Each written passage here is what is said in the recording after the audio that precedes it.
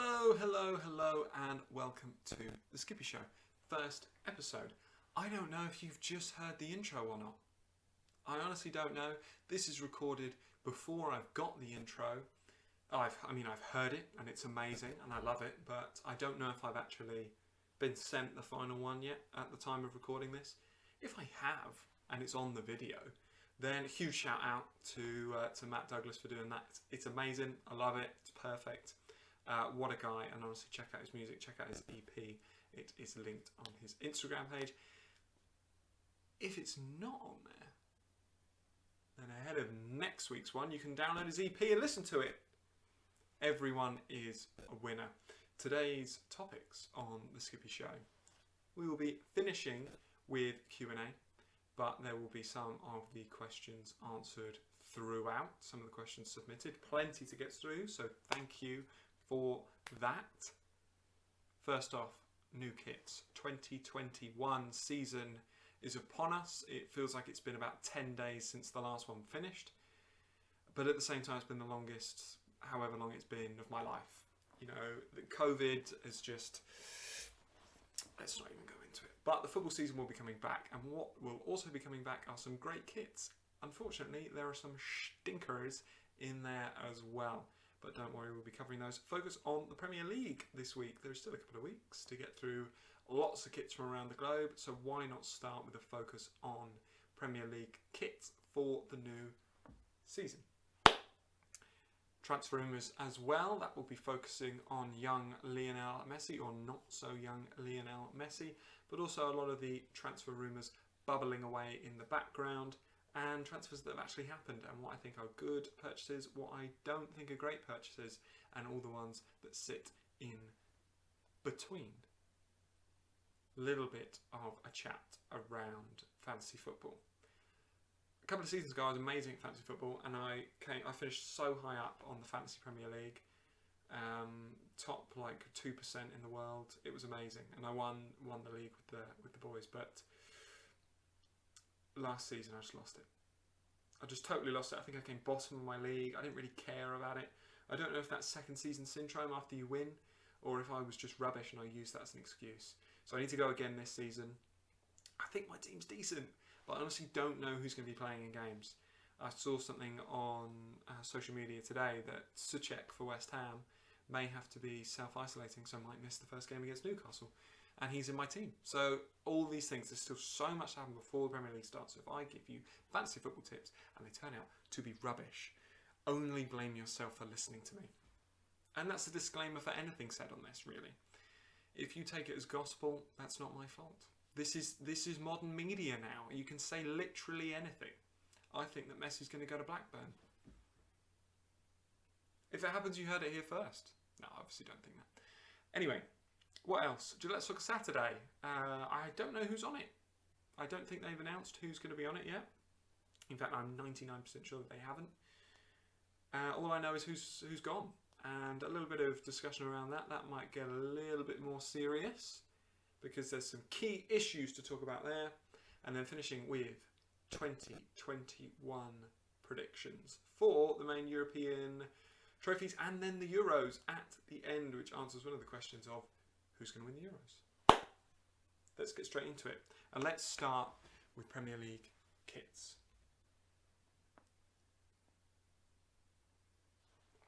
There's some stinkers. There are some absolute howlers this season. It's quite unbelievable. I want to focus on a top 3 and a bottom 3. May have to stretch to 5 for the bottom 5. Let's just canter through some of the ones that are okay. Man United at home and away, fine. Basic, but fine. Leicester, Villa, Everton. They're fine. They're alright. They're not setting the world alight. West Ham's home kit, it's alright. I don't like the away. But, you know, broadly speaking, a lot of teams have got decent. You know, I'm being generous, putting Chelsea in that category. What is with that shirt sponsor? You're lining yourself up for just so many jokes. It's unbelievable.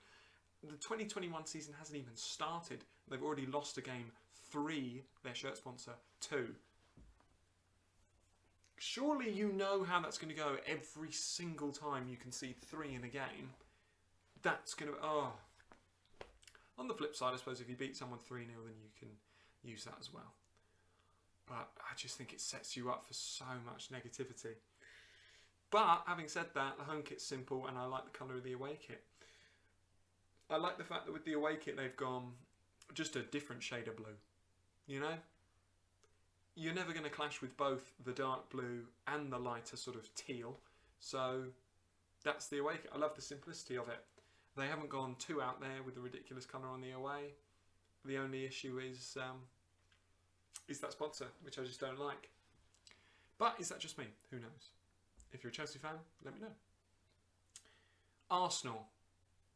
Nice. Now that's a kit. Again, Arsenal are coming in with some just saucy kits. The home kit. I don't know how they continue to make a red and white kit look that good. But some teams need to take a leaf out of their book with it. Their kits last season were probably unbeatable, but they've come close. They've got some nice kits this season. The home kit design is really cool. And actually, I wasn't too keen on the away shirt because I thought I was just too rascal. But after reading up on the sort of marble design of the old Highbury Stadium and how they've tried to copy that across, and yeah, you know, you do get that sort of Roman gladiator feel about their kits. Arteta coming in, I think I'd be surprised if they don't finish top 4 this season. And maybe comfy, if they can keep Pierre-Emerick Aubameyang and keep him fit, then I think that they cause a lot of teams a lot of problems. My only worry is that they're going to lose to teams like Burnley. Arsenal love to lose to teams of that ilk, teams that shouldn't cause them a problem. Like Brighton did the double over them, for example. That shouldn't happen if you're Arsenal, but it seems to just happen too much. So if they can get that out of the way, then definitely top 4. And it would be nice to see them doing those kits. They've already won the Community Shield. Great start to the season for them. That's a funny trophy, isn't it? If you lose it, it's a Tin Pot Trophy pre-season game. If you win it, it's like the World Cup final. So, I don't know. Whenever people get shirty about it on Twitter, I just think, oh, have a day off. Have a day off. You'd be buzzing. I'd be buzzing if West Ham won. As a West Ham fan, I would be buzzing if West Ham won the FA Cup or lost to the Premier League winners. Oh no, that's not a thing, is it? No, it goes to second in the league. Won the FA Cup, I mean, that would be just outrageous. And then won the Community Shield at the start of the next season, I'd be thinking, Jesus, here we go, after beating the Premier League champions. Credit where it's due. I know it was on pens, but still, credit where it's due. And they beat Liverpool, whose kits I don't like. I don't like those kits at all. The home kit, oh, so bad. It's just so bad. Do people agree with me that home kit's got such unnecessary on the V-neck? Oh, no. And the away kit's absurd. You can say what you like about it all being cut from the same teal cloth or whatever. It's rubbish. The design's rubbish.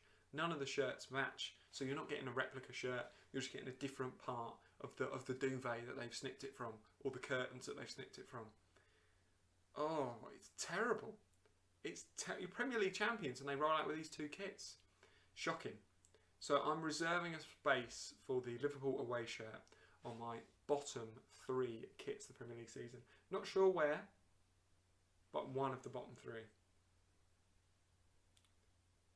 You know what? Let's just kick off with the absolute worst. West Brom away. What the hell is wrong with West Brom? They did it last season as well. Where's this yellow and green come from? You're West Brom. You are. It's just like black and white, and then yeah, fine. Pick another colour, but just stick with a simple colour, okay? What is? Oh. As well, their sponsor, Ideal Boilers, get back down to the Championship, mate. Come on, that's nothing. We can't be dealing with that. They deserve to go down just for their kits alone.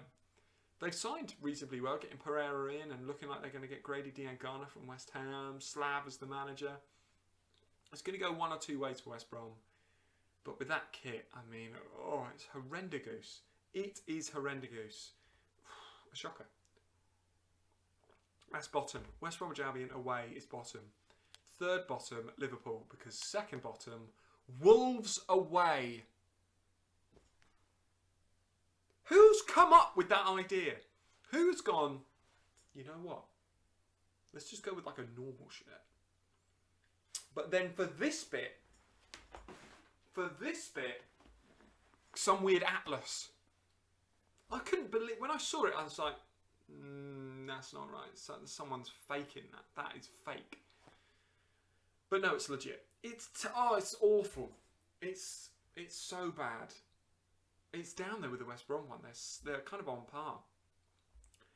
They're definitely hideous kits. Top three wise, it gets tough. Who else has got a bit of a dodgy one? Burnley. They've got 100-year since their greatest ever team or something like that. But they've got just the worst sponsor on the front, and then it's down the sleeve as well. And it's like, that's not very Burnley, is it? To have that written all across. You know, they're going, oh yeah, like proper back gritty Burnley. But oh no, again, very basic. I don't mind the collar design on it though. Top three. Oh, shout out for another bad one. Oh, it's just popped into my head now. Spurs away. Spurs away. What is it? Oh, if it was a darker green with a lighter coloured badge, so like proper white badge, darker green, I'd dig it. I'd be like, nice. And their home kit's cool. For a white kit, Tottenham Hotspur's kit is very nice. Looking forward to seeing it on the next series of old, what's it called? All or Nothing, Tottenham Hotspur, with Tom Hardy narrating and Jose Mourinho doing okay. It's a strange one. The thing I do like about it is they're going into a bit more depth on more of the players, and it's a bit more like Sunderland Till I Die than the Man City one, which is like a Pep loving. But I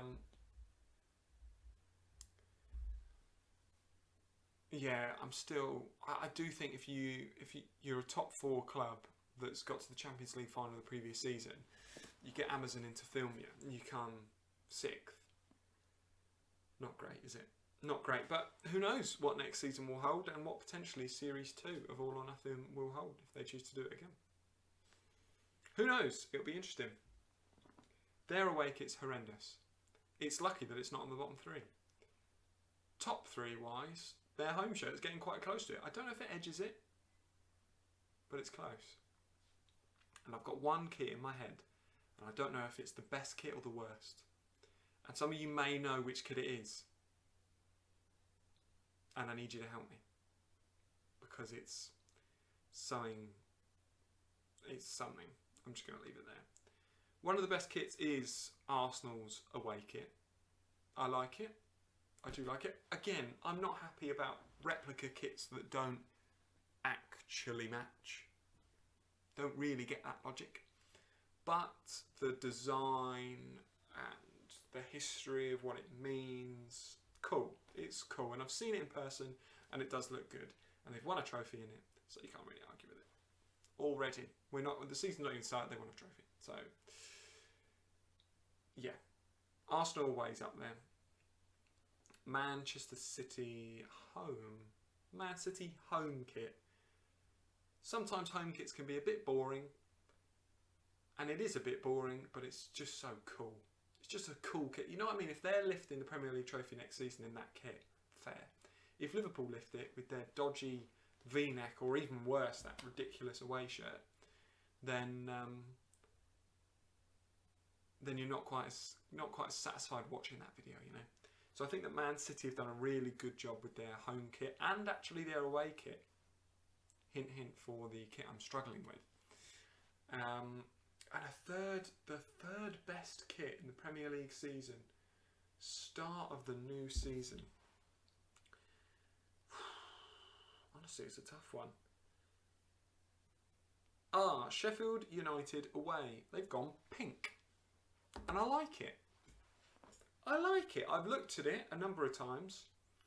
And when I first saw it, I thought, ooh, it doesn't look very nice. Again, that doesn't really... It's not gritty Sheffield. But then I thought, well, last season they weren't gritty Sheffield. They won so many games. They backed a lot of teams. unexpectedly they came up and had an amazing season. So why not be a bit audacious? Why not have a bright pink away kit? And it's cool. So it's got a little bit of black design with the Adidas stripes on the sleeve, and yeah, it looks cool. So that's up there. There's a whole middle batch of random ones. Palace have not had nice kits for forever. Have Crystal Palace ever had a nice kit? That's the question. They had a horrendous yellow one a few seasons back with a double sash. And Southampton this season have looked at that and gone, no, we want a sash as well. And it just, sashes on football shirts don't look good. They've never looked good. You're not a Spanish side. You're Crystal Palace and Southampton. So both those sides have had a bit of a dodgy day with their kits, in all seriousness. Third kits are a difficult one because no one ever wears them and they're all the same, aren't they? Third kits now are just black kits, apart from one. Manchester City's third kit. The audacity! The sheer audacity! They didn't even win the league last season. They did not even win the league last season, and they've gone, you know what, Paisley? A Paisley shirt. I don't know if I love it or hate it. If they pitch up to teams next season in the Cup, or, you know, like teams like Everton in the league, and they go, you know what? Or Chelsea. Oh, if they beat Chelsea in that Paisley, it's horrendous. The shithousery of that club to go, yeah, Paisley. We're going to have a Paisley third kit. Part of me hopes they do crap and that we never see that kit or anything similar get the light of day ever again. But part of me thinks, God, you have so much money. Transfer regulations barely apply to you. You got the lawyers from Suits basically representing you at all your many hearings that you have to have, and you've just rocked out with that. Fine. You win football. If you win the Premier League with that horrendous Paisley kit, then you win. Is it the best kit or is it the worst kit? I think that's decided on their season, really. I think if they do smash it, then yeah, they've got 3 delicious kits. And if they don't, then that third kit is cursed. And it should never come back, nor should anything even remotely similar. It is something special. It really is something special. Imagine being a fan. This is the thing, that you can have paper fans, plastic fans. Buying that, they're going to be making so much money from that ridiculous shirt. The only thing I like about it as well is that it's a third kit and it's different. A lot of teams now got exactly the same third kit. It's all black and the badge is changed to be black out as well. And so there's just outlines of things and ooh, cool. Yeah, but you've had it for 5-10 years now. Just change the record a little bit. You know, I think Bournemouth were one of the first teams with the blackout and then changing the colour of the badge. And it looks really cool. But that was about 4 years ago. It's not new anymore. It's not new and electric. It's, you know, a couple of teams can do it and it will look cool. But everyone and their dog's doing it. So I do like the audaciousness of going out there and just really cocking it up. That Paisley, horrendous. And yet I might get one. Who knows? Who knows? So that's pretty much the Premier League kits, really. Oh, God, there's some stinkers. I can't get over the Ideal Boilers one from West Brom. You're just resigning yourself to a season of misery, aren't you? Oh, when they play Tottenham, it's going to be awful. When they play Tottenham, you're going to have Tottenham's home versus their horrendous away. And then the flip reverse is West Brom's home versus Tottenham's away. Ugh! Ugh! Vomit in advance. Vomit in advance. That's horrendous. Let's move on. Let's move swiftly on. I've been rambling on about kits for about 20 minutes now. And let's talk about transfers. Do I think Lionel Messi is going to go? One of the questions that came in. Do I think that Lionel Messi is going to go? No. I don't. I don't now that it's 700 million or something like that, isn't it? 700 million euros maybe for his release clause to get him to go to another team. If that happens, then I'm worth it, at least $1 million, because he's not 700 times better than me. Surely. He might be, but surely not. Or at least 500k. To be honest, no one's even going to pay any money for me. I'm so bang average at most sports. But, I mean, one human, 700 million. If someone like PSG buy him, where are the regulations? When do the regulations come in at this point to say you can't actually spend 700 million on a human because that's fucking ridiculous? I don't know. I honestly don't know. But it's mad, and his wages as well. Ultimately, a club would make a lot of that money back, and it might be one of these ridiculous deals that they used to get away with everything now, where it's this much up front and then this much over the next 10 years or whatever.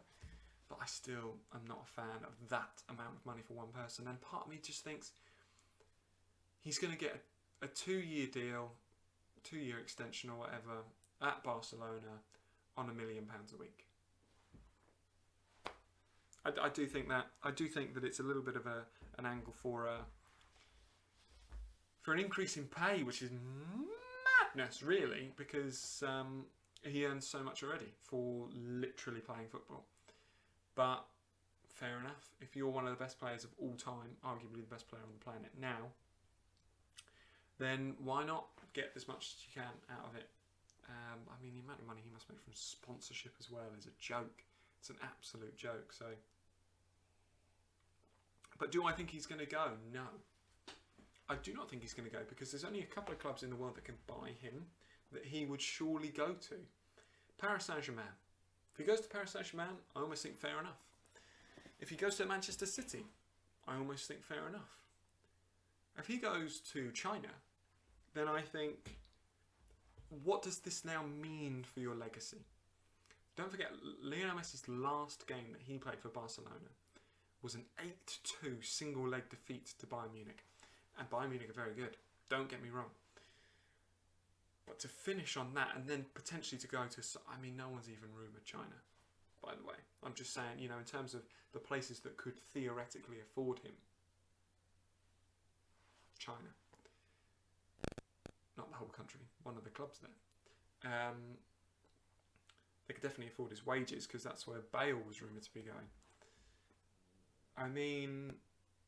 what does that then mean for his legacy? I imagine Cristiano Ronaldo will be, because that's the one that everyone compares him to, will play at Juventus next season, and then, depending on how many trophies they win, he may even go to France, he might go to Paris Saint-Germain, but if not, then he may go to America.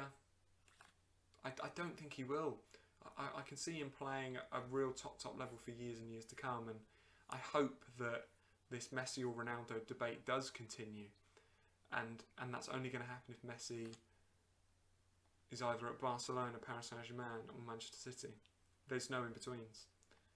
If he goes out to China, I would then question his legacy, personally, but that's just me. If I was Messi, what would I do? I'd probably stay in Barcelona, because it's a nice part of the world to be in. But you don't know all the stuff behind the scenes. Who has done the best this transfer window? Potentially Lionel Messi if he gets £1 million a week. Anyway, who has done the best? I mean, it's got to be Chelsea. Surely it's got to be Chelsea. This Lampard business, I mean, the guy's come in and is literally spending all the money that they've not been able to spend over the last few seasons. All of it. And I think that they'll probably, now that the Havertz deal's pretty much done, they will ponder it. Look at how much money they've got in the bank. Look at the fair play regulations and go bang, Declan Rice come in. Just before the transfer window shuts. West Ham, on the back of apparently accepting 12 million for Diangana, there's no way they're going to turn down 50-60 million for Declan Rice. And it's fair enough. The guy's a great player. If he goes to Chelsea and gets in the England squad for the Euros, then you can't hold anything against him for that, as a West Ham fan, of course. But if they do that, then it's an amazing transfer window, isn't it? You look at it, Werner.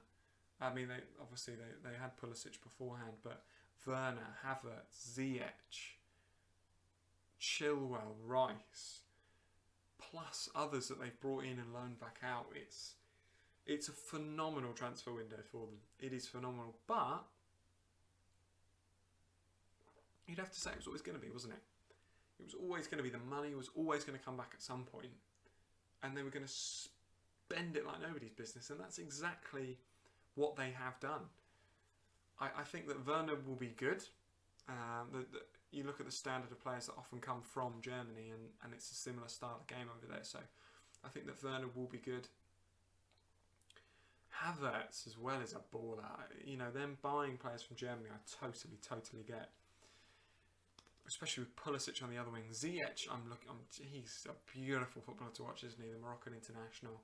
When he gets the ball at his feet, it's something else. You see some of the passes in his highlights videos, and you watch him in the Champions League when Ajax got to the semis last season. Outstanding player. So it'd be really exciting to see him in the Premier League. As long as they keep hold of N'Golo Kante, and if they bring in Rice, then they could have a really great team, and they could push. I don't see them challenging for the title next season, but I think they'll want to be a lot closer to Liverpool. I think that City will have to bounce back, and I also think that Liverpool will want to keep momentum going, but may struggle because they've now won the Premier League. So it's tough to win it season on a season. Not that many teams have done it recently, so you know, you'd have to go back to the Manchester United team when Fergie was there in the late noughties, early 2010s, for a side that was consistently winning the league, and it wasn't by 15 point margins. It was just winning the league. So it'd be interesting to see how Liverpool do. Early hint of my predictions for next season: I think Liverpool will win it again, personally, but I think it'll be a lot tighter up there, and I think that they will be top three. I think it'll be Liverpool, City, Chelsea, because of how well Chelsea have done in this transfer window. What other business is going to be done? I mean, if Gareth Bale remains at Real Madrid, then that guy is stealing a living. You see him for Wales. They're on international duty now, and he's having a great time. He's loving playing football again, but he just hates being at Real Madrid. I think that the only reason why he is in Spain is because of the amount that they pay him, the fact that no one else is willing to pay him that much, and he just plays golf as often as he wants. And it's also Spain, so it's nice and sunny. So I do totally get it. But yeah, what's stealing a living, that guy? I'd happily trade places with him for a couple of weeks. I'd sit on the bench for Real for 10 quid just for the experience, let alone the 300k or whatever he's on. Ridiculous. But is he going to go anywhere? I just don't think so. I think clubs will look at it and go, you know, we're not going to pay any fee for him, so then it's about whether or not it goes to someone like China that can afford his wages. I don't think, based on his attitude, that a lot of clubs will want to buy him, really. And I get that because he doesn't give a toss. But at the same time, I also get the fact that he doesn't give a toss. So what can you do? In terms of other big transfers, I don't think there's going to be huge movement. I think that we are now in an era of superpower football where there's going to be the same 8 or 9 teams that can buy everyone, and there's a lot of players that are then just unaffordable to everyone else, which is unfortunate in a way. You are going to end up with your PSGs, your Bayerns, although they don't actually spend a lot of money. Maybe United, because they fork out loads. City, potentially Chelsea, Liverpool, Barcelona, Real Madrid, all those teams that can just spend loads of money on all these players and be untouchable. And then teams that finish 3rd, 4th, 5th and below in those leagues are just not going to be able to compete. I'd be amazed in the next 5 years if we saw another Leicester. I think that's very unlikely. But I'm delighted to be proved wrong. You know, if Burnley turn around next season and win the Premier League, then I don't think that I look like a mug at all. I'd love that. I'd I'd love a team like Burnley to pop up and win the league. I'd love it to be West Ham, but I have brain cells, so I don't think it will be, unless the Moisiah really pulls something out of the bag that I'm just not expecting. In terms of transfer stuff, kind of all the exciting stuff is done and has been done by Chelsea. The fact that the season finished so late last season has impacted the transfer window, and I don't like the fact that the season starts before the window's done. I don't like the fact that I'm having to do my fantasy team before these transfers are done, because I finished my fantasy team and then Dirty's gone to Tottenham. Does that mean he's going to get more points or less points? All these teams are bringing in players still. Havertz, is he going to be someone to bring in? So it's really hard. It is really hard, but hopefully it will just be for this season, I imagine, depending on what the world looks like this time next year. But yeah, transfer stuff's a tough one. It's one of those ones every day you just got to look at it. I think that a good signing for Palace is Eze. I think that'd be interesting. I'm surprised that no one has got Watkins or Benrahma, but I get it because of the price tag. I watched those guys in the playoff final, the Championship playoff final, and they were bang average. Those guys, bang average. Don't get me wrong, they're good. Like Watkins is a really good young talent. I appreciate that, and he will get better. But I wouldn't be spending the money that they're asking for. No way. Not unless you're a big club and you can afford to make that mistake. I mean, I don't want him to become another Solanke, who went for like 20 million or whatever it was and basically scored like 2 Premier League goals since. And obviously Bournemouth are now gone down, so I'd be surprised if any team in threat of relegation takes a punt on him. And the same with Benrahma, really. Again, I've watched him, he's good. He's great if he's got time to do these things, but is he a Premier League footballer yet? Who knows? I don't think he's the next Riyad Mahrez, personally. Although he does, because he's dyed his hair that colour. So you can't argue with his own self-belief, but we'll wait and see. I'd be amazingly surprised if he goes somewhere for 30 million and bangs like Mahrez did that season at Leicester and ever since at City. Again, as ever, and with everything, I put the caveat, I'm prepared to be proved wrong. So we'll see.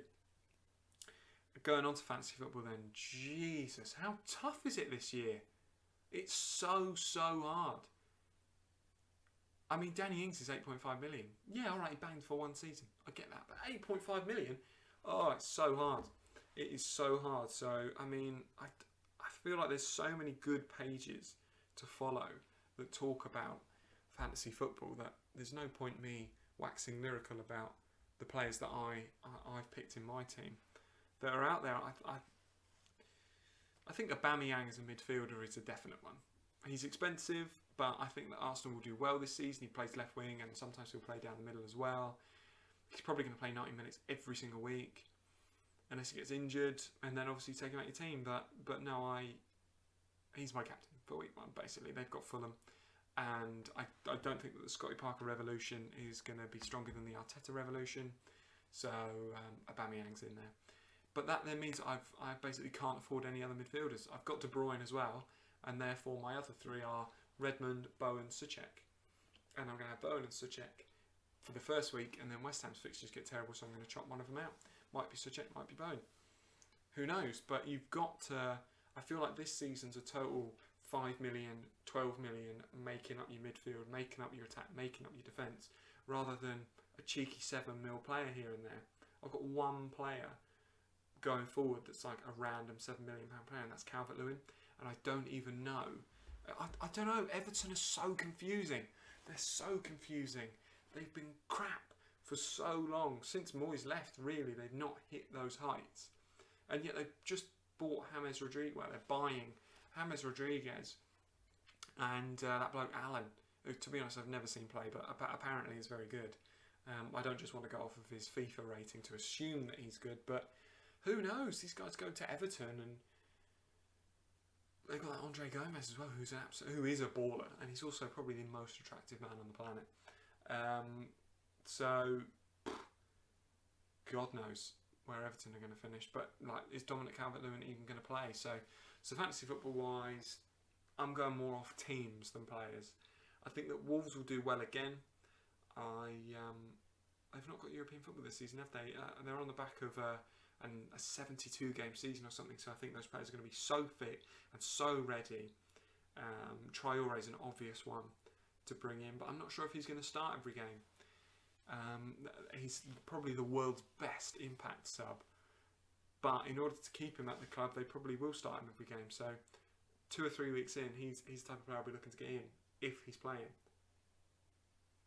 Vinagre is a really good option at the back as well. I think that Southampton will have a really good season despite their kits. So Walker-Peters and Redmond, and of course Ingsy up front are the type of players. McCarthy in goal's a really good keeper as well.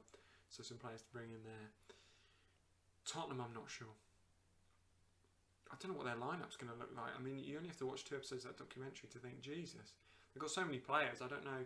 They've brought in Bergwijn. Like he's a really exciting talent, but is he going to play? Who knows? So the teams I focused on to fill the gaps are Sheffield United again. I don't think they'll have as good a season, but I think they'll have a decent one.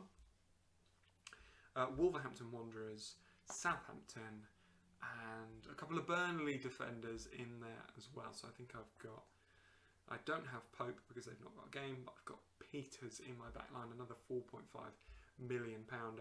And of course, I've got Trent Alexander-Arnold. £7.5 million a defender, but with the 15 assists, 8 goals that he got last season, you can't not have him in your team, in my opinion. But as ever, 2 weeks in, could get a big injury, and then I will bring in a £4 million defender and have loads of money to spend. Fantasy's such a tough one to call this season. I'd be going for a mixture of top players that are definitely going to play and a couple of out there shouts, and just see what works out in the first few weeks. I'm going to be updating the podcast each week with the occasional gem, if there is one, to bring in, and any transfers that I've made to my team ahead of the next game week. But Jesus, man, it's tough. It is super tough. It is. Certainly with the fixtures as well, you look at it and it's like, Jesus. Like Leicester have got West Brom. I don't know. I don't know what Leicester team's going to show up. How are they going to do without Chilwell? Who honestly knows? Let's do Premier League predictions first. Liverpool to win the league. That's my prediction. I'm sitting here and I'm saying it right now. I think that Liverpool are going to win the Premier League. Big statement, that, isn't it? I think it's going to be City. It could be City. No, I'm sticking with Liverpool. City in second place. Chelsea third. Arsenal fourth. That's my top 4. I think that Tottenham will fall short. I think that United will fall short. And I also think that Leicester are going to drift away a little bit and finish a bit more mid-table this season. So that's my top 4. I think the top 3 will be close, and then Arsenal will be a little bit further back but still comfy in 4th. I think that it'll be more of a title race this season than a race for top 4. I think that I'd be surprised if United do as well, because then how's that Maguire thing going to affect the team? Who knows? Your captain does that.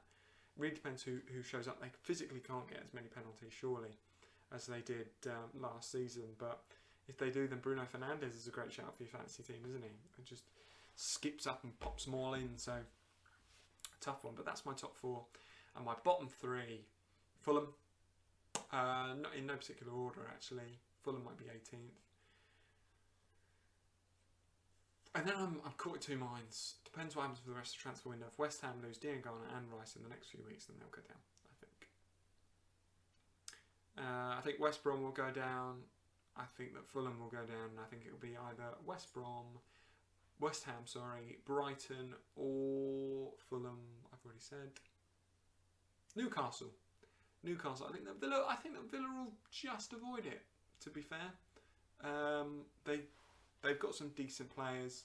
They just need better results, and I think that they'll get it next season.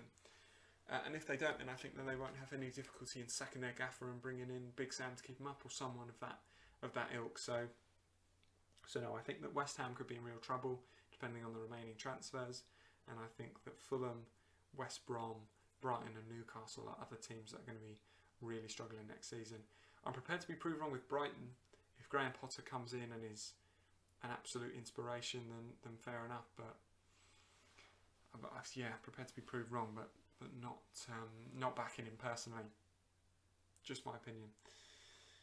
Gillette Soccer Saturday. Let's have a sip before we get into this one.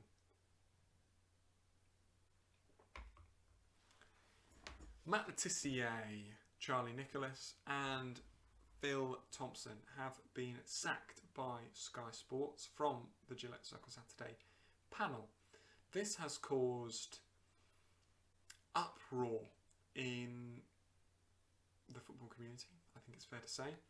It has also caused ridiculous, abhorrent and unnecessary amounts of racism and sexism directed at people that haven't been linked in any way to taking those jobs. So it's a really difficult time to tiptoe around this, given the political climate that's going on at the moment. My view is plain and simple, really. When it comes to Gillette Soccer Saturday, the thing that I'm going to miss is a bunch of mates. And that's what it felt like watching it, I always felt. You know, Gillette Soccer Saturday, 5 guys, doesn't have to be guys, 5 people having a laugh. That's the essence of the show. That's the thing I used to love about Gillette Soccer Saturday, is switching it on and pals being on my screen, chatting about football, horrendous jokes, the punditry bang average, but you switch it on and it emulates that feeling of going to games with your mates. Whoever you are, you know, I always look at people like Jeff Stelling and the gang and think, and you feel like a connection to them. It's a weird thing, but you're almost mates with them. So unfortunately, some of those guys aren't there anymore. But that is to make way for equality and diversity and inclusion. And yeah, you know, it's sad that those guys have gone, but don't pretend that you're sad that you're going to miss their punditry and that, you know, Sue Smith or Ian Wright or Mika Richards or someone who can't do as good a job punditry-wise. Of course they can. Those guys were bang average pundits, and like you can't talk about punditry when you've got Merce sat there who can't even pronounce anyone's names. That's not what you miss about it. You miss the pals. It's an excuse for people to be racist and be sexist and be just archaic in their thought processes, because it's Gillette Soccer Saturday. Who cares? If you have an issue with the BAME community or women being pundits on a Saturday football show, then you have a serious problem. But that problem is yours, not the problem of Sky Sports. And you know, you could look at it and say, you're forcing equality. You're forcing equality. Well, for this generation, yeah, you might have to force equality, but that's so that young kids growing up, when they turn on Gillette Soccer Saturday, they don't just see this. They don't just see white males. Because what does that say to young kids from BAME communities, male and female, and of course white females as well? What does that say to them? That says, this isn't for you. You're not part of this group now. And it's a football show. That's it. All I want to see is people coming in with passion and being able to make decent crap jokes with the guys that have stayed on there and just have a laugh. That's all I want to see, is having a laugh. Nothing OTT. The punditry doesn't have to be amazing. Just get there. Merce is always going to be the worst pundit because he can't even say Aubameyang. Like, that's not what I'm looking for. I'd love someone like Mika Richards to be on the show because of his energy. You watch videos of him pissing himself laughing, doing stuff for BT and Sky, and it's awesome. I'd love a character like that. I'd love 3 characters like that, and I actively want them to be from BAME backgrounds and to have more female representation, because it's fair enough, and because it doesn't matter to have to have white men on the show. It doesn't matter. That's not a statement. That's nothing. Everything's geared up. The whole of society is geared up to support that community. So you gain nothing from it.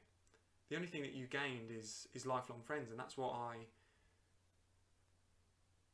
really hope that they replace. But I hope that they do it through more equal representation, because that has an impact. The lack of white men on TV has no impact on the white male community unless they have a deep-rooted personal problem. That's the truth of it. However, getting more female representation and getting representation from BAME communities has such a huge impact. It has a huge impact on the current generation and the generations to follow when they look up to these role models. And that's why I think it's really positive that Sky are making this. You're always going to get people out there that use it as an excuse for racism and use it as an excuse for sexism, but you just can't listen to those people. You need to target people like me who are just open-minded and just want to see a funny, enjoyable football show. That's all you can aim for, I think. There's always going to be people that have an issue with it, but those people have an issue with themselves, and those are the type of people that you just can't listen to. So that's my view on the Sky Sports thing. You know, yes, white males who are perfectly fine at their job are being sacked to make way for females and people from BAME backgrounds. That makes no difference to you as a white man. That makes the world of difference to young females looking up to these people and people from BAME backgrounds. That's what equality is. You know, it makes... You still have two white men on the show. It's going to be an equal representation. That's it. That's my point on that. I hope you agree. If you don't and you have total opposite views, then you have a bit of a problem, and please keep those thoughts to yourself, because this is no place for that kind of comment. But that's my view on Sky Sports, and I'm really looking forward to the new Gillette Soccer Saturday lineup and what it's got. Absolutely, and I do hope that there is a fairer and more equal representation, and that the people can just muck in, and that you feel like you're watching mates again. I think that would be great. On to the Q&As. Boom. Few minutes left, I think, to run through some of the key questions that have been asked. I will whip out the phone. What do you think? Brooklyn Nine-Nine background. It's cool, isn't it? That was a gift. I won't lie. It wasn't my idea. It was a gift, and it's a great gift too. First question. First question's a great one, and it's about Marco Silva. Actually, I really, I'm definitely going to answer this one first. Was he ever a good manager? And you've got to say, I don't know. I'd have to say no.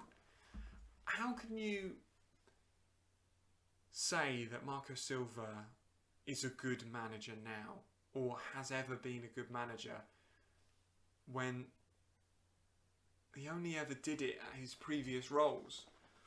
He came to England, he came to the Premier League, and he never did it at any club. How he got the Everton gig after Hull is totally beyond me.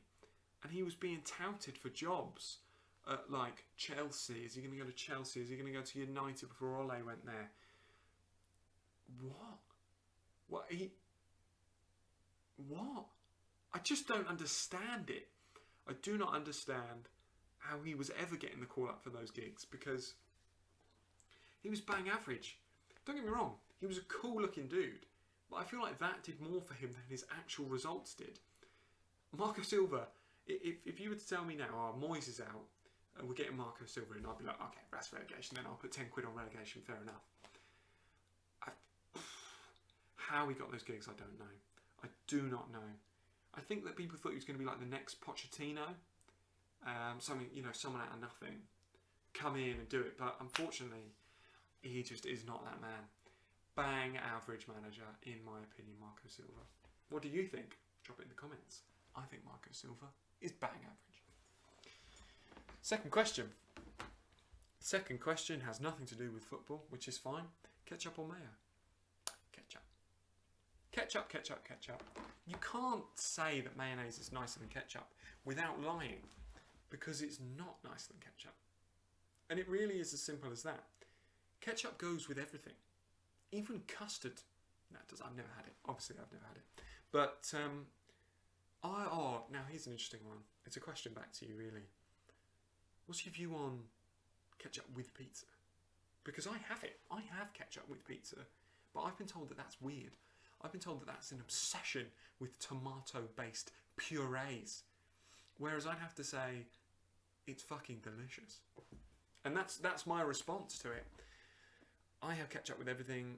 Ketchup with a roast dinner is a criminal offence to some people, so yes, I do sometimes substitute for gravy, of course, but no, ketchup all the way. Mayonnaise is nice on occasion, if it's the good stuff. Hellmann's, of course, other brands are available. I have no sponsorship deal with Hellmann's at the moment. Just saying. And what's this? Oh, it's Ketchunaise or May-up or whatever it's... What are you doing? If you're getting this orange coloured sauce, oh yeah, well it's ketchup and mayonnaise, it's delicious. No, it's not. Get your head checked. It's not delicious. You have a problem. You have a real, real problem. Next question is about national teams. Who do I think is going to win the Euros? And also, 3 greatest ever England kits. Perfect. I love a kit related question. And who do I think is going to win the Euros? England. I think that England are genuinely not going to win the Euros, to be honest. I think that England will get to the semi-final or the final, as we did with the World Cup, and I think that France or Belgium will win. It's boring, unfortunately. I think Croatia are kind of past it. I think their golden generation's kind of gone. There's some random shouts down there like, what are Spain and Portugal actually going to do? Are Germany going to have a resurgence? I see England doing well because we've got a great team, but I do see us getting to the semis and then losing out. Potentially on the draw, potentially losing out to France. I do think that France are probably going to win it. I just think that they're the best team on the planet at the moment. And yeah, England kits wise, I love the new England kits actually. It's tough to answer this question because if England win the Euros, then their new home kit becomes my favourite ever England kit. It's as simple as that.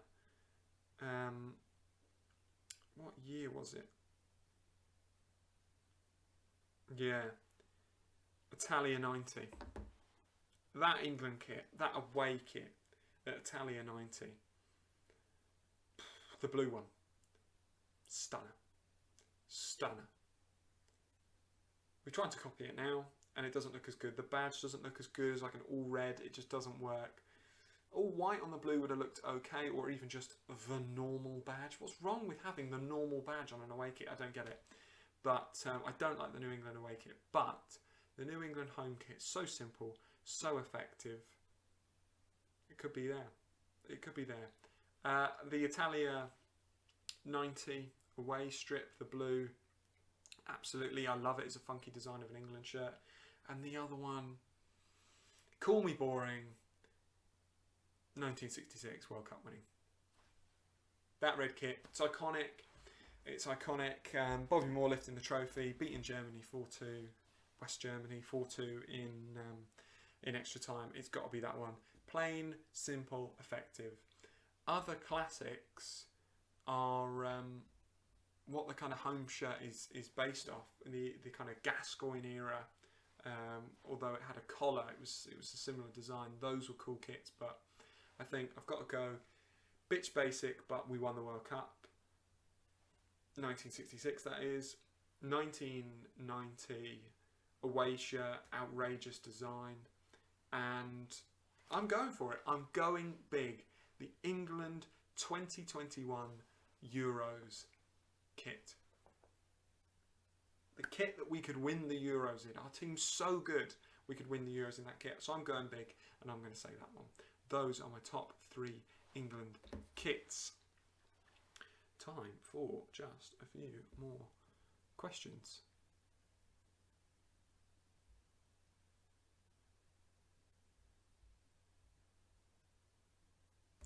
The most passionate team outside of the top divisions in the world. I love that as a question. What is the most, basically, probably looking at England, what's the most passionate team outside of the Premier League? I'm going to go probably the most passionate team outside of the big top 6 kind of European leagues. I don't even know if there's 6 big ones, but like a lot of Turkish sides are really passionate. So like Fenerbahce and teams like that, incredible passion. Yeah, one of my favourite, most passionate teams is probably Dortmund as well, but obviously they're in the Bundesliga, outside of the Premier League, but still within the English football pyramid. One of the most passionate teams. It's a really, really good, but really tough question. I've got weird soft spots throughout the leagues. I don't know what it is. Bristol City, although their new keeper kits, I hate the design. I don't have anything wrong with funky keeper kits. I just don't really like the design. But I have a weird soft spot for Bristol City in the Championship. I don't know what it is. Charlton are passionate. But I don't know what it is. So there's something about teams that I've had good FIFA careers with. I don't know if you're the same, but like if I've got, so I got Rochdale and Macclesfield to the Premier League, so it might have to be Macclesfield. I won the Premier League and I had 23-man squad, all of New Zealand players. They were all New Zealand internationals, obviously all like regen and youth players, and I won the Premier League. I basically won everything, so there's 7 trophies, including the World Cup at the end of the season of, I think it was the 2026 season. So I'd have to say Macclesfield. Or Wickham. Wickham are so passionate now. I don't understand how they're in the Championship. Akinfenwa in the Championship. They're going to go straight back down, aren't they? Wickham are going to go straight back down, but what a passionate side. What a passionate side. Wickham or Macclesfield. And then when you drop out of professional football into the conference and below, obviously Havant and Waterlooville being from not too far away from there, so it'd have to be that. That is all we've got time for today on the Skippy Show. I hope that you have enjoyed. No doubt there'll be some teething issues with the first stream. Episode 1, it's an hour-long special. Probably should have told you that before, so that you could have made yourself dinner or got yourself a cup of tea, so you're not now parched or starving. But here we are. I hope you've enjoyed. Hit the subscribe button wherever it is to stay up to date, not just with the Skippy Show, but there will also be game streaming of Pro Evolution Soccer and potentially FIFA. On this channel as well, so do subscribe just to keep up to date with stuff. Once again, thank you to everyone who asked questions, and to Matt, who now we may be going into an outro. Who knows? If not, then still thanks to him for next time. And yeah, thank you very much for tuning in, and I will see you soon. Don't forget to follow at Skippy Sensational Shirts on Instagram if you don't already, and keep up with all the latest content. I hope you've enjoyed. Thank you so much. Thank you so much. See you later.